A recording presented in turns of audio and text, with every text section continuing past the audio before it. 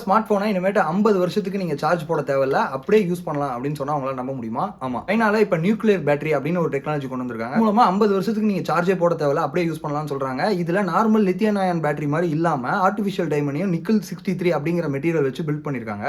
So இதோட size பார்த்தீங்க அப்படின்னா ரொம்ப சின்ன சைஸ், ஒரு காயின் சைஸ் தான் இருக்கு. அதுவே 50 வருஷத்துக்கு பேட்டரி லைஃப் வரும் அப்படின்னு அவங்க கிளைம் பண்றாங்க. ஸோ இது எந்த அளவுக்கு பாசிபிள்ங்கிறத நம்ம வெயிட் பண்ணி பார்க்கணும். 2025க்கு மேலே இது மார்க்கெட்டில் வரப்போகுது. நீங்கள் ஃபோனை பற்றி மட்டும் யோசிக்காதீங்க. எலக்ட்ரிக் காரில் இதை யூஸ் பண்ணால் நீங்கள் வண்டி நிறுத்தாமல் எங்கேயுமே சார்ஜ் போடாமல் போயிட்டே இருக்கலாம். அது மட்டும் இல்லாமல் நான் ட்ரோனை யோசிச்சு பார்த்தேன். ட்ரோன்லலாம் இந்த மாதிரி பேட்டரி கொடுத்துருந்தாங்கன்னா ரொம்ப நேரம் எவ்வளோ தூரம் வேணால் ஃப்ளை பண்ணலாம் அப்படிங்கிற மாதிரி நான் யோசித்தேன். 1970ஸ்லேயே பார்த்தீங்கன்னா ஹார்ட்டில் வைக்கிற அந்த பேஸ் மேக்கருக்கு இந்த நியூக்ளியர் பேட்டரிஸ்லாம் யூஸ் பண்ணியிருக்காங்க. அதோட பேட்டரி லைஃப் வந்து 7லேருந்து 8 வருஷம் வரைக்குமே அது நல்லா வரும். இருக்க ஒரே கன்சர்ன் என்னன்னா சேஃப்டி தான்.